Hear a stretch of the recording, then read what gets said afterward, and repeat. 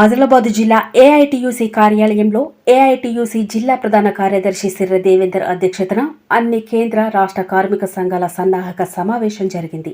కార్యక్రమానికి ముఖ్య అతిథిగా ఏఐటియుసి రాష్ట్ర కార్యదర్శి ఎస్ విలాస్ పాల్గొని మాట్లాడుతూ, దేశంలో బీజేపీ ప్రభుత్వం 10 సంవత్సరాల పాలనలో 55 కోట్ల కార్మికులను మోసం చేస్తూ కార్మికుల పట్ల నిర్లక్ష్యం వహించిందన్నారు.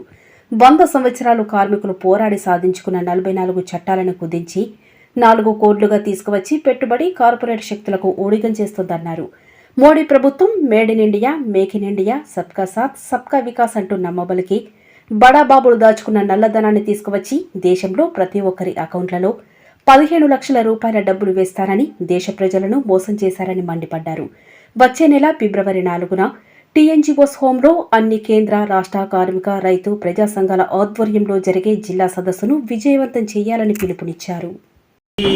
ఉన్నటువంటి దేశ ప్రజలను విభజించి పాలించు అనే ఆలోచనతో ఈరోజు ఈ పరిపాలన చేయడం జరుగుతుంది.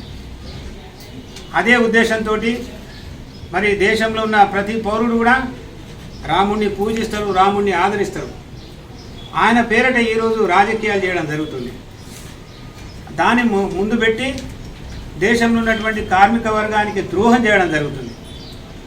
చట్టాలను తీసివేయడం జరుగుతుంది. ఎవరి కొరకు చట్టాలు తీసివేస్తున్నారు అంటే కార్మికులకు అనుకూలమైన చట్టాలు తీసుకురావాలి, కానీ కార్పొరేట్ సంస్థలకు, బిజినెస్ మ్యాన్స్కు అనుకూలమైనటువంటి 4 కోళ్లు తీసుకొచ్చేసేసి కార్మిక హక్కులని కాలరాయడం జరిగింది. ఈరోజు 1932లో అప్పుడు ఉన్నటువంటి కార్మిక సంఘం 8 గంటల పని రోజులు తీసుకురావడం జరిగింది. స్వాతంత్రం కంటే ముందు 37 చట్టాలను తీసుకురావడం జరిగింది. ఈరోజు బీజేపీ ప్రభుత్వం ఏం చేస్తుంది? 8 గంటల నుంచి 12 గంటలు చేయడం జరుగుతుంది. ఇది ఎంత మట్టుకు మరి ఈ బీజేపీ ఎంత మట్టుకు దీన్ని న్యాయమని అనుకుంటుంది? ఈ పరిస్థితులలో మరి మన భారతదేశంలో ఉన్నటువంటి ప్రభుత్వ రంగ సంస్థలు ఎంతో కష్టపడి దాన్ని నిర్మించుకున్నాం. ప్రభుత్వ రంగ మేము ప్రైవేటు సంస్థలు ఉండద్దని అంటాం. మిశ్రమ ఆర్థిక వ్యవస్థలో ప్రభుత్వ రంగ సంస్థలకు ఎంత ఇంపార్టెన్స్ ఉన్నదో ప్రైవేట్ రంగం కూడా ఉన్నది. నువ్వు ప్రభుత్వ రంగ సంస్థలు ఎందుకు కూల్చేస్తున్నావు? నీకు ఒకవేళ ప్రైవేటు పరిశ్రమలు నెలకొల్పు అంటే నెలకొల్పు, కానీ ప్రభుత్వ రంగ సంస్థలు కూల్చివేయడం ఎందుకు?